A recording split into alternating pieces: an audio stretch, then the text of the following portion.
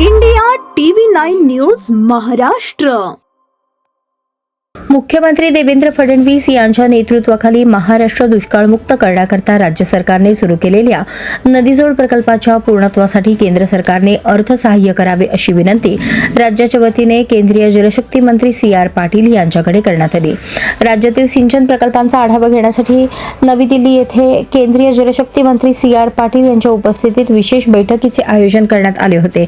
या बैठकीस जलसंपदा मंत्री डॉक्टर राधाकृष्ण विखे पाटील, मंत्री गिरीश महाजन, जलशक्ती विभागाचे केंद्रीय सचिव कांताराव, आयुक्त प्रवीण कुमार, विभागाचे अपर सचिव दीपक कपूर, सचिव डॉक्टर संजय बेलसरे यांच्यासह राज्याच्या सर्व पाटबंधारे महामंडळाचे कार्यकारी संचालक, वरिष्ठ अधिकारी उपस्थित होते. राज्यात सुरू असलेल्या सिंचन प्रकल्पांच्या कामांची माहिती केंद्रीय मंत्र्यांना देण्यात आली. सुरू असलेल्या कामाबाबत त्यांनी समाधान व्यक्त केले.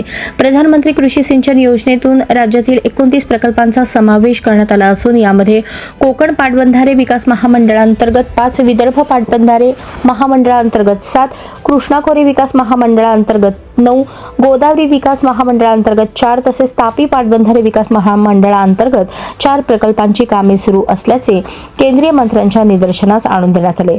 बळीराजा जलसंजीवनी योजनेअंतर्गत कृष्णा व गोदावरी महामंडळाच्या अंतर्गत सुरू असलेल्या प्रकल्पांच्या कामापैकी 15 प्रकल्प पूर्ण झाले आहेत. उर्वरित 2 प्रकल्प पूर्ण करण्याकरता विभागाचे प्रयत्न आहेत.